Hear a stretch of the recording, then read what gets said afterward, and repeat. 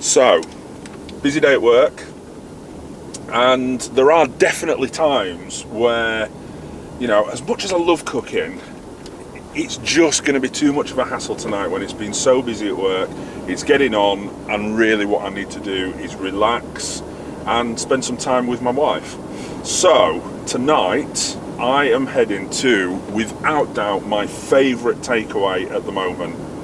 And traditionally, as you can imagine with a guy from Yorkshire, it's got to be something that's Yorkshire themed. There ain't many takeaways that do Yorkshire puddings, I'm afraid. So tonight, it's strictly fish and chips.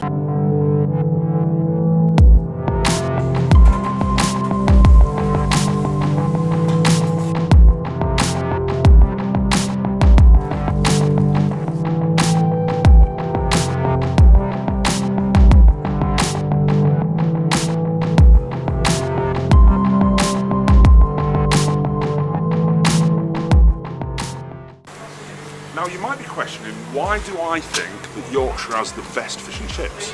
Well, we have towns like Whitby in Yorkshire, clearly the best fish and chips that you can get in the UK, and has been voted that way many times before.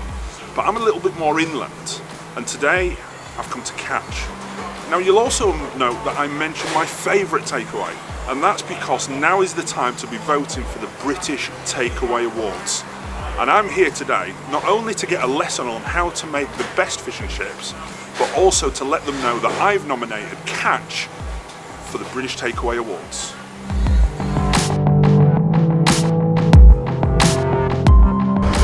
So Lee, tell me about your family history, because am I right in thinking that sort of fish is in the blood, if you like? Yeah, my family were fish merchants. For the business went back best part of 100 years back to my grandfather and my grandfather's parents, and we come from Hartlepool, and that was where the fish journey started. Yeah, all the way to West Vale. And did that go into fish and chip shops as well? They had fish and chip shops. Yeah, they had some. When as they got more successful, they opened a lovely big restaurant with a huge takeaway, which was like the pride of the family. Right. This was years ago. And am I right in thinking that was one of the biggest ranges in the country? At the time, in the 60s, it was the biggest one Frank Ford had ever installed. Wow. It was actually 2 ranges put together, so it wasn't the biggest range, but it was the biggest set of 2 ranges put together. Wow, incredible. So tell me a bit about Catch. What is the Catch, I suppose? What, to excuse the pun, what? So we have experience of the fish trade, and we have experience of the restaurant trade through the pub company and the restaurant company, and it just made sense to sort of bring the goal together and bring the restaurant together with the fish and chips, and hence we have the Catch, which is restaurant quality food, but we also offer it as a takeaway as well. And how does that journey start? Where does that? I mean, obviously the fish comes from the sea, but how does it end up here? So we have a nice little support network, because we have sufficient size. We know the journey that it makes. We know where it's bought, we know where it's filleted, and at the moment, we see like literally every piece of fish that comes in through our doors.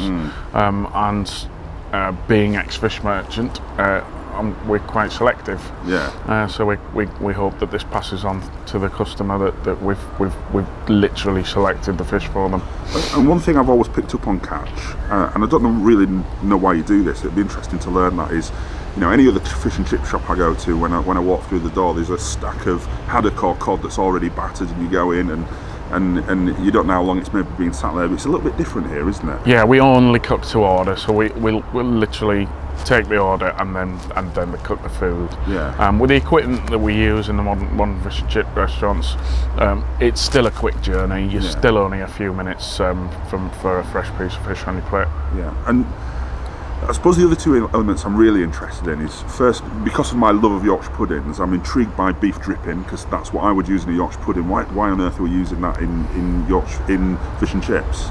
It's tradition has set that the best fish and chips come from beef dripping, and it's just we've always used it. We've always used it in the past.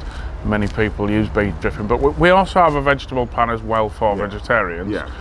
But we love to use beef dripping in the main fish and chips, unless it's ordered elsewhere. Otherwise. And how do you get that batter to how it is? Because that's a pretty good piece of fish that you're turning out here. I think we just have experience of it. So we have certain ways. The batter's well aerated, so the butter, it just doesn't get made into a bucket, and then it's passed. Then it gets passed from bucket to bucket, and as it gets there, it's creating more aeration, just the same as you would a batter in the Yorkshire pudding.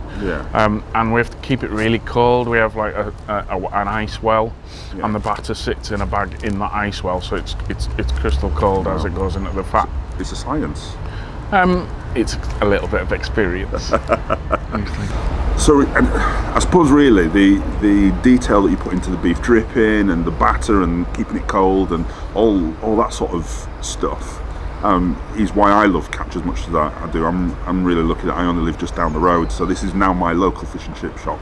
We don't need all the rest. Catch is what it is, and it's that's led me today to, and I'm absolutely delighted to tell you that I've nominated Catch for the British Takeaway Awards. That's fantastic, thank you. Is that something Catch aspire to have, sort of awards for their food and absolutely, and recognition? Who doesn't love recognition for what we try and do? Yeah. It's absolutely brilliant. Fantastic, good. Thank you. Well, I mean, keep up the great work. I love Catch, and let's go and eat some fish and chips. Thank you. Thank you.